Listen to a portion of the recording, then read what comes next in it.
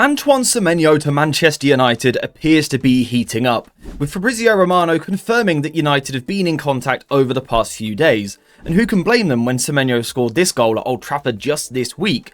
But there is an important question to ask here. Do United actually need Semenyo? Now, the first thing that we need to highlight is Semenyo's quality. He is an incredibly gifted footballer. He is someone that I wanted United to sign last summer. Around 4 weeks ago, we did a video looking at his profile and what he would bring to Manchester United if he was to sign. We were looking at dribbling, we were looking at power, we were looking at creativity, we were looking at goal scoring. That video will be linked in the description so you can go and check it out.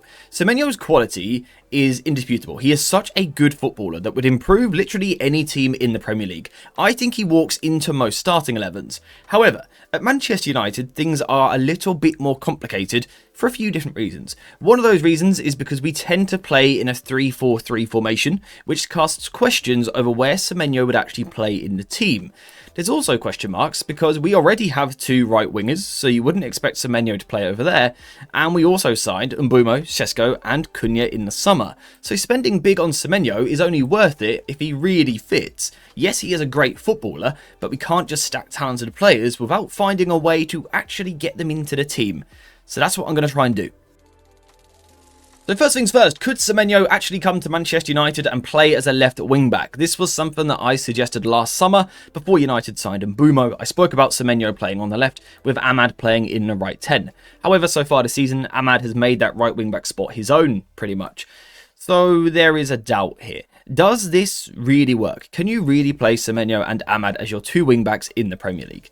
Now, I dare say you could. With 20 minutes to go, if you need a couple of goals, you could go all-out attack and throw them onto the pitch. But from the start, I don't think this team is particularly balanced, and I don't think structurally it works too well.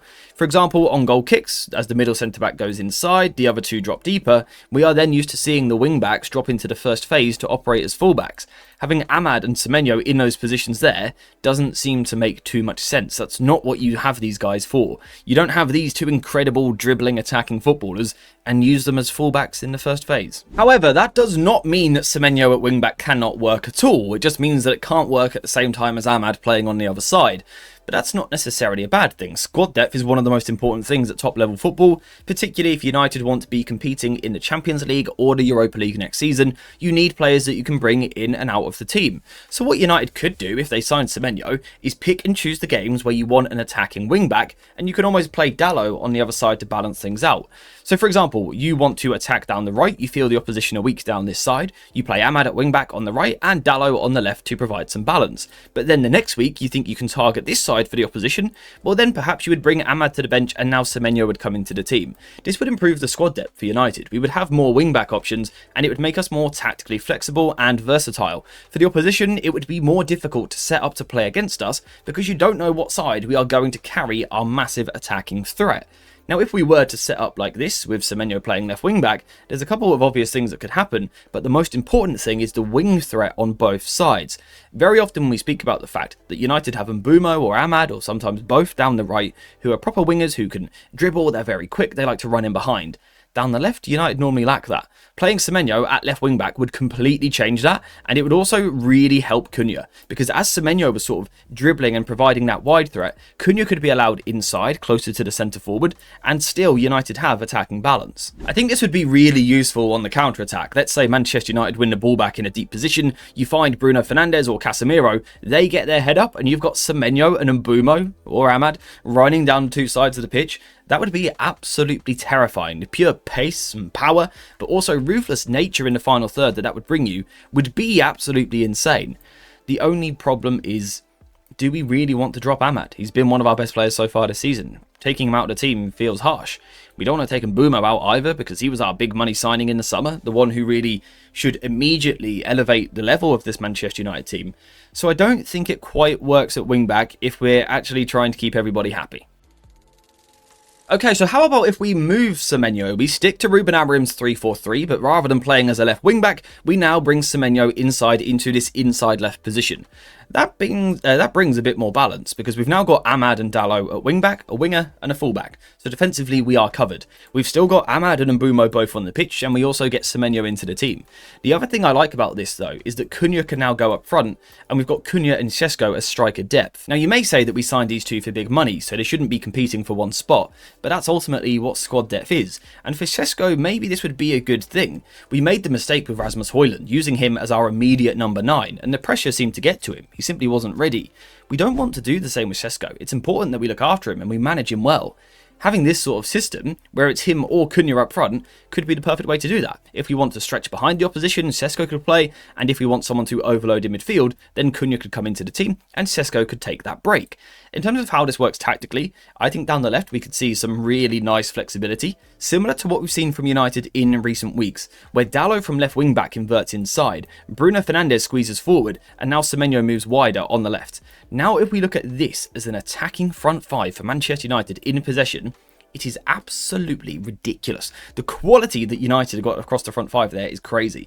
If you think 12 months ago we had Dalot and Mazraoui providing the width for the attack, changing that to Semenyo and Amad would be the most ridiculous upgrade I have seen in an attacking sense.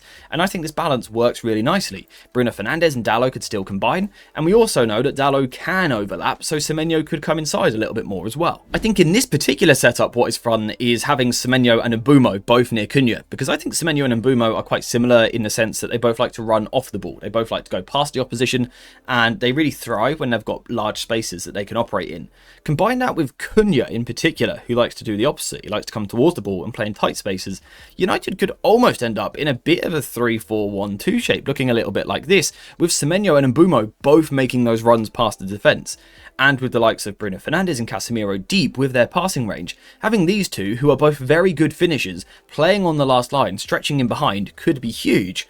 And we've still got Cunha dropping in, who could actually overload him in midfield and give United that third player. Of course, the other thing that is worth pointing out, if we are talking about the previous rotation that we saw, that is Semenyo and Amad as your two wide threats. We spoke about the ability, the attacking threat of this front 5, but having Semenyo and Amad as your wide players, the dribbling ability you get. If the opposition were in a low block, you need someone to provide you with a moment of magic. These two, instead of fullbacks, would be a drastic upgrade, and I actually quite like this setup and think it could work, and this makes me very tempted by Semenyo coming to United.